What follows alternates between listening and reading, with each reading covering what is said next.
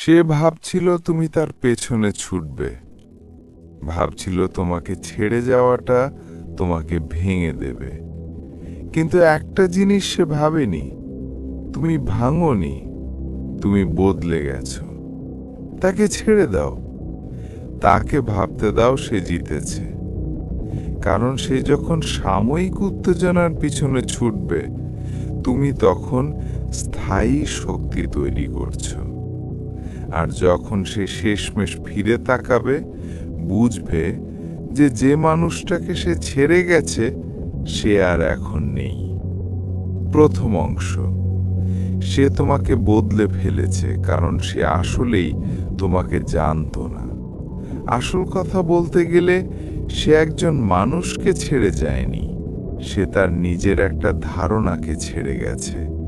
তোর সেই ভার্সনটা যেটা সে ভাবতো নিজের মতো ঘুরিয়ে দাঁড় করাতে পারবে, যেটা সে ভাবতো ভিক্ষা চাইবে তার কাছে, যেটা তার ছাড়া ভেঙে পড়বে। কিন্তু সেই ভার্সনটা, সেটা এখন মরেছে। সে তোকে বদলে দেয়নি, সে শুধু তার মাথার ভেতর তৈরি করা একটা ভ্রান্তি বদলে দিয়েছে। আর যা সে কল্পনাও করেনি সেটা হলো তোর দূরত্ব এমন এক রূপান্তর ঘটাবে যে সে আর কখনো তোর কাছে পৌঁছতে পারবে না। সে ভালো কিছুর খোঁজে বেরিয়েছে, কিন্তু আসল কথা হলো সে একটা মানুষ থেকে গড লেভেলে ওঠা তোর থেকে অনেক নিচে নেমে গেছে। 2, তুমি কেন স্টোইক নিয়ম কানুনের পেছনে দৌড়াও না? স্টোইকরা একটা জিনিস স্পষ্টভাবে শিখিয়েছে, আমরা বাস্তবের চেয়ে কল্পনায় বেশি কষ্ট পাই। সেনিকা, তুমি ভেবেছিলে ওকে হারানো যন্ত্রণাদায়ক হবে, কিন্তু ও যখন চলে গেল তখনই তুমি মুক্তি পেয়েছিলে।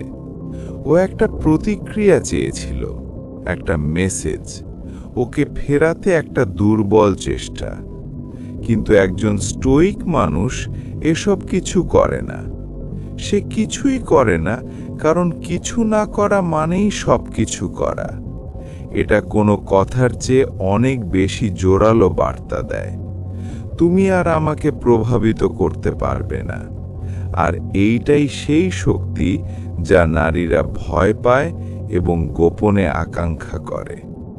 না, হতাশ মানুষ নয়, বরং উদাসীন মানুষ। 3 অধ্যায়, ক্ষমতার পরিবর্তন, যা সে আশা করেনি। যখন সে চলে যায় মনে করে তার অনেক রাস্তা আছে। তুমি প্রতিযোগিতা করো না, তুমি জয় করো। তুমি দুঃখজনক উক্তি পোস্ট করো না, তুমি শেষের খোঁজে দৌড়াও না। তুমি নিঃশব্দ, মনোযোগী, অক্লান্ত হয়ে ওঠো। কেন? কারণ হৃদয় ভাঙা হলো জ্বালানি, ব্যথা হলো লোহা গোড়া। একজন ধৈর্য